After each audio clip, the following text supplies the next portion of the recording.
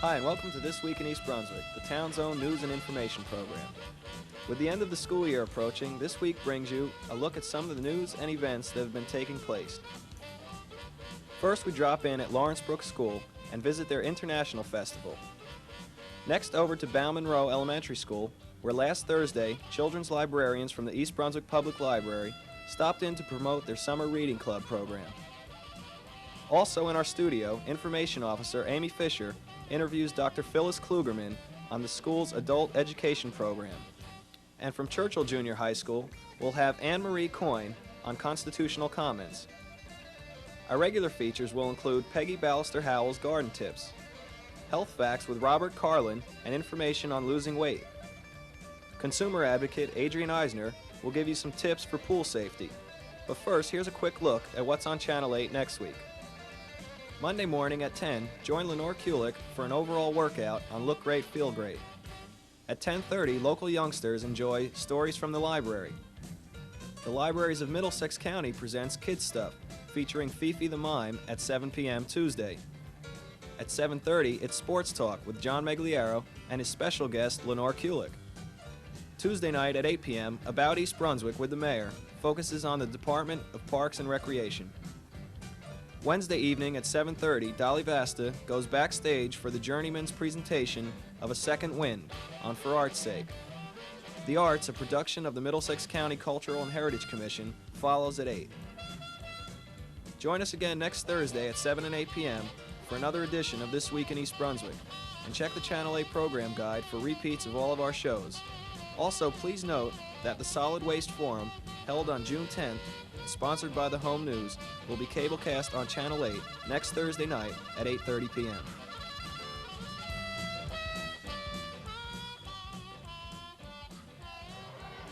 Hi, I'm Amy Fisher. I'm the Information Officer today. I'm at Lawrence Brook School where they're having a big festival. And here's our social studies teacher, Kathy Burnett. Kathy, what grade levels are these? I teach 4th and 5th grade levels. And what is this fair all about? This fair is all about a culminating activity as part of the social studies program for East Brunswick schools with the theme, A Wonderful World of Differences, which was part of our affirmative action theme for this year. And you have some American history in here too, Yes, right? I represented America by choosing the American history theme in the 5th grade textbook. And then you have various countries represented? Yes, we had as many countries of the world as we could. There are children from these countries as well, which is part of the ESL programming. And how many children are involved in this fair? There are 137 children involved in this fair. And do they do research? Yes, in cooperation with the language arts teachers as well as the librarian, we did a research paper as well as math skills, which is part of the program, and they had different periods of research in our libraries. Okay, thank you. I guess we'll go around and look at the fair now. Thank you.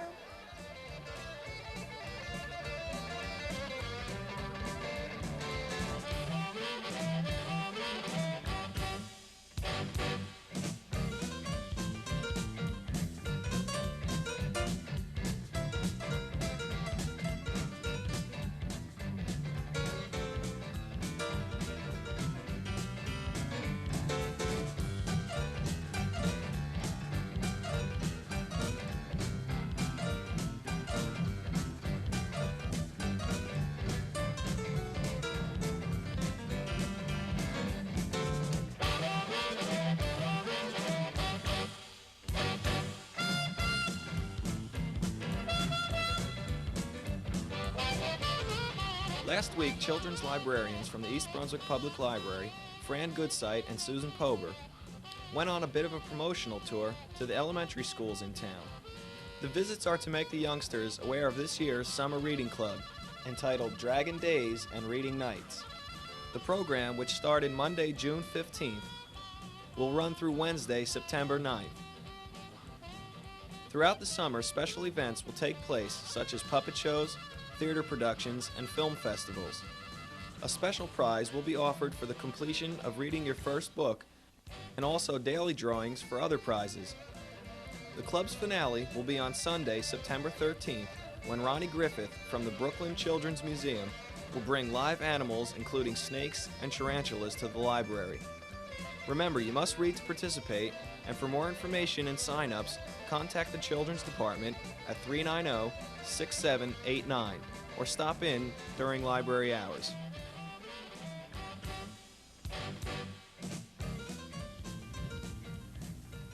Hi, I'm Amy Fisher. I'm the Information Officer for the school system, and on this edition of School News I have with me Dr. Phyllis Klugerman, who is the Director of our Adult and Continuing Education Program.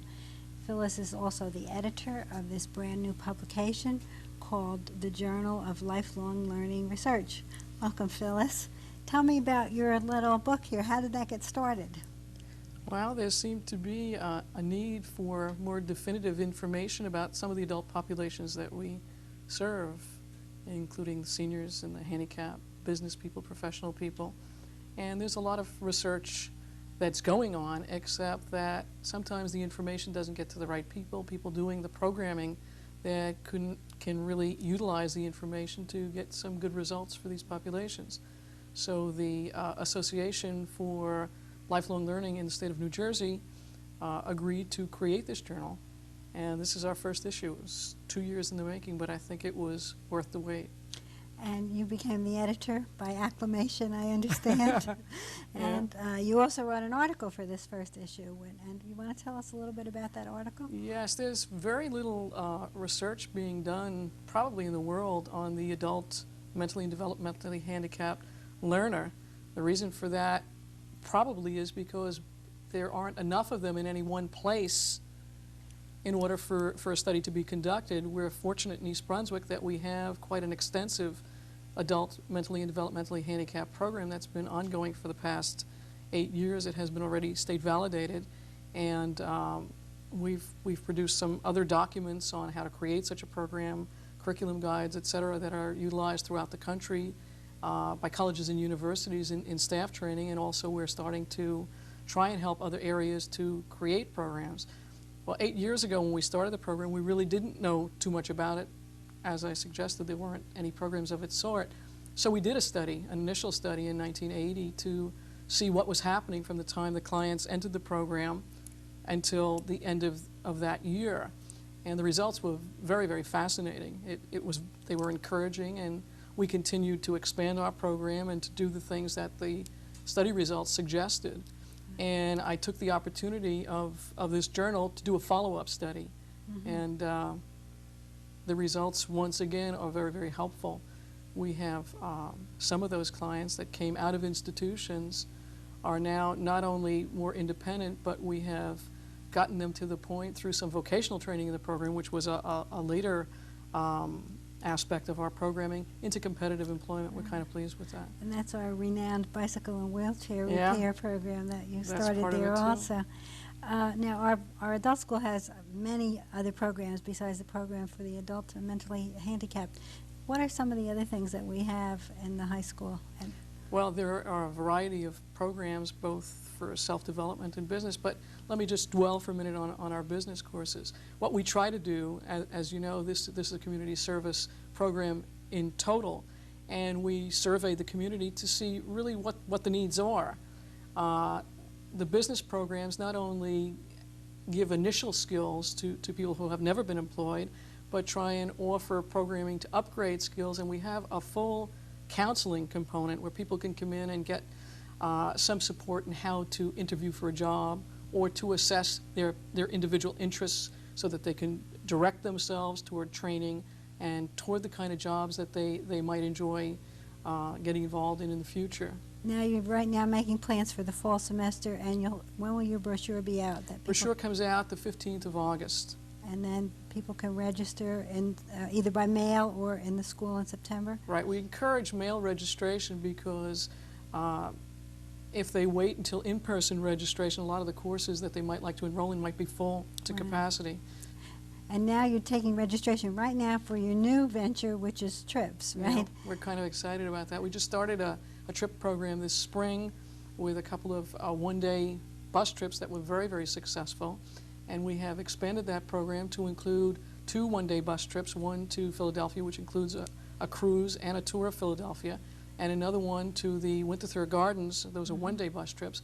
But for the first time now, we're going to expand little by little as we assess what the interests are. We have a weekend bus trip to Colonial, where are we going? Williamsburg. Colonial Williamsburg is where we're going. Sounds good.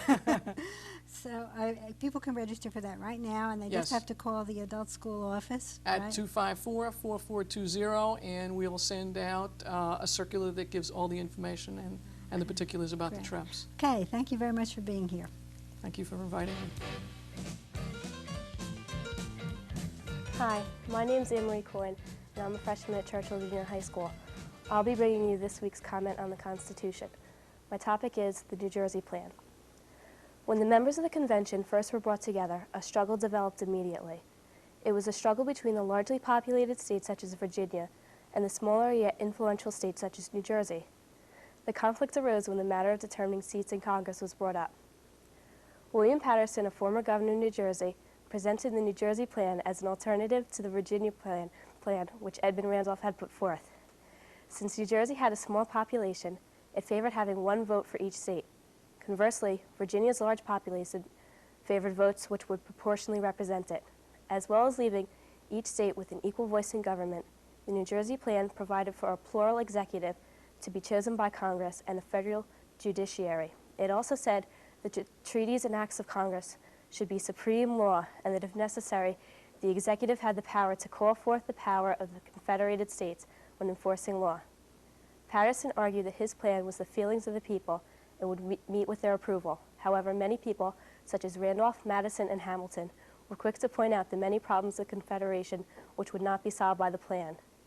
This made the delegates realize that the Articles of Confederation needed to be totally abandoned, and compromises must be reached in writing the new Constitution.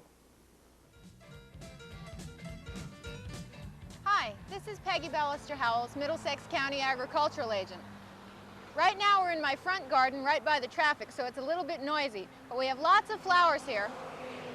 Unfortunately, the tulips have finished, and the leaves aren't very attractive. This is the condition that they have to be in before you can remove them.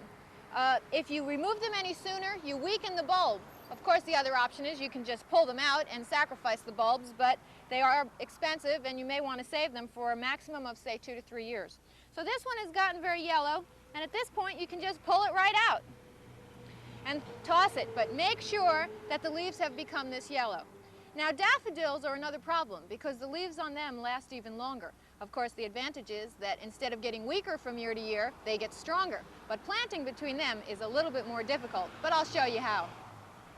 As you can see here, the daffodils are still quite green while the tulips have pretty much all finished. But you don't want to wait forever to plant because planting season will be over before the daffodils have finished up and you have removed all the leaves.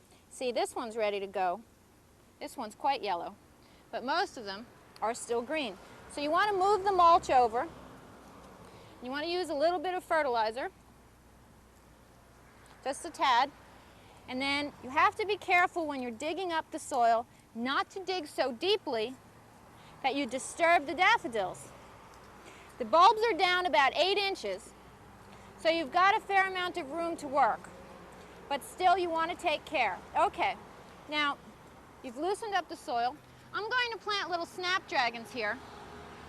These only get to be about 12 inches tall, which is a big advantage over the tall ones since they often have to be staked. These are in mixed colors. So you just make a little hole and plant it in. Actually, there is an advantage that the daffodils cause a little shade around the newly transplanted flowers, and that helps them to get established a little bit. But what will happen is that the leaves will all die, and instead of having a vacant space, the little transplanted flowers will have become established, and you will continue to have color all summer long. Now remember, you have to leave all of the leaves intact until they completely yellow, or you will weaken the bulbs considerably. Why don't you join us here next week, where we'll have a nice tour of the garden. See you then. Hi, I'm Dolly, Vast Arts Coordinator for East Brunswick. And I'm Karen Berg, Recreation Manager for the Township. And we have some goodies for you today for this weekend and the following weekend. Do you mind if I start? Be my guest. Okay. This Friday and Saturday night at Playhouse 22 on Dunham's Corner Road, the Center Dance Collective will be doing a tremendous dance program. Now, the prices are very inexpensive. They're $8 for tickets Friday and Saturday night, $4 for seniors and students on Friday night only. And curtain time both evenings is 8:30 p.m. Hopefully you will all join us. The theater is air conditioned. And take it away, Karen. Okay, and while you're at the theater, you can drop your kids between the ages of 12 and 17 here at the community beach, and we're having our first teen dance for the season. We're kicking off the summer for the youth, and we'll have a DJ down here. The concession stand will be open, so come dance by the lake and listen to the music, and your kids can have a good time. Come on back and pick them up on your way home. Oh, I love that idea. God, are you clever. And listen, speaking of being clever, our summer music series starts on Friday, June 26th. And guess who we've got? We've been negotiating for a couple of years, right, on this one? 2 years. That's right. It's the original fabulous Grease Band right here at the East Brunswick Community Beach. It's free admission, and the show time is 7 o'clock to 9:30 p.m. approximately. But listen, can't they come in earlier and get a cheaper rate and swim? Yeah, after 4 o'clock, there's a half-day rate. They could come on in, and the concession stand will be open for their supper, and swim a while, cool off, and then enjoy the music until 9:30. So where can you beat the prices? You certainly can't. However, the concert is free. That's right. The concert is free. And all you have to do is bring a blanket or a lawn chair in. You're all set. And by the way, tickets at the Playhouse, you can get them at the box office the nights of the programs. Will we see you there? We better. Okay. How come I have so much sand in my shoes? Because we're not dressed appropriately for the beach, Dolly. That's true. And now for Health Facts with Dr. Robert Karlin, a professor of psychology at Rutgers University. One of the major problems that confronts the American public today has to do with losing weight. As many of you know, it's much easier to gain weight in modern America than it is to lose it. A lot of people really aren't sure why. Why is it so hard to lose weight, and what can they do about it? Well, there are two things that have to be taken into consideration when you're thinking about losing weight. Number one, first thing is, how much weight do you have to lose? And the second thing is, what makes it difficult to lose weight? To what degree are you addicted to food? Well, one way to approach the problem for most people in terms of strategies of weight loss is to first decide how much weight it is that they want to lose or have to lose. If you're in the 5 to 15 pound class, that is, you just need to lose 5 to 15 pounds, the odds are that practically any diet will do. Pritikin, Scarsdale, Atkins, you name it. Any strategy will do if applied hard enough. The reason for that is that you can lose the requisite amount of weight in a month or 2 months, and that's not enough time to make it impossible for you to keep it up. If you get into the, as you get into the range of 15, 20, 25 pounds, say the range from 15 to 40 pounds, life gets much more difficult and hard. I'm going to come back to that weight loss pattern because that's the one that most of us are confronted with. The next group is the 40 to 100 pound group. If you've got 40 to 100 pounds to lose, probably the only way you've got a real chance to get most of it off is to do one of these low calorie, high protein, liquid diet kinds of things. That's the best strategy if you have weight loss in that range. Finally, for people with 100 or more pounds to lose, stomach stapling and surgical procedures are probably their best chance at losing the requisite amount of weight.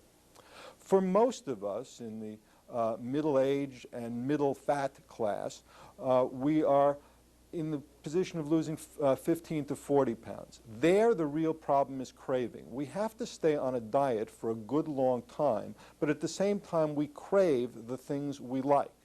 The trick that we've found over the last few years is simply to avoid foods you like for long periods of time, especially fats and carbohydrates.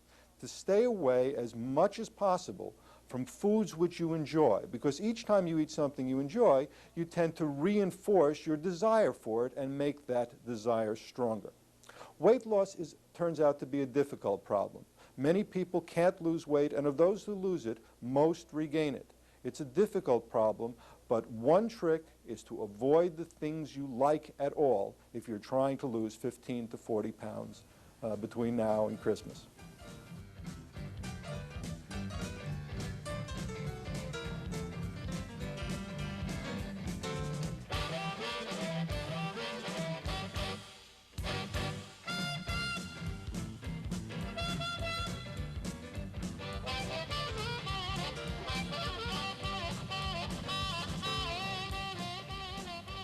Hello, and welcome to Consumer Aware. I'm Adrienne Eisner, Director of the East Brunswick Consumer Affairs Office. Now that we are into summer, many of you who own or use swimming pools should be aware of basic safety precautions for children. According to the Consumer Product Safety Commission, an estimated 300 children under 5 years of age drown each year in residential swimming pools and spas. Here are some tips. Never leave a child unsupervised in a pool. Instruct babysitters about potential hazards to young children in and around swimming pools and the need for constant supervision. Completely fence the pool and position latches out of the reach of young children. Do not consider young children drown-proof because they've had some swimming lessons. They should always be watched carefully while swimming. Do not use flotation devices as a substitute for supervision. Keep toys away from the pool area because a young child playing with toys could accidentally fall into the water. Learn CPR, cardiopulmonary resuscitation. Non-slip surfaces should be installed on decks, diving boards, and ladders. Pool depths should be clearly marked. Slides for use by children should be installed where the water is at least 3 feet deep. More depth is required for older children and adults. Divers should observe these precautions. Never dive into above-ground pools because they are too shallow. Dive only from the center of the board. And dive with your hands in front of you and always steer up immediately upon entering the water to avoid hitting the bottom or sides of the pool. I hope that you will take the time to think about these precautions and be sure that you tell all the other members of your family or babysitters to avoid possible tragedy with a young child and a swimming pool accident. Have a safe and happy summer. That's all for this week, and thanks for watching.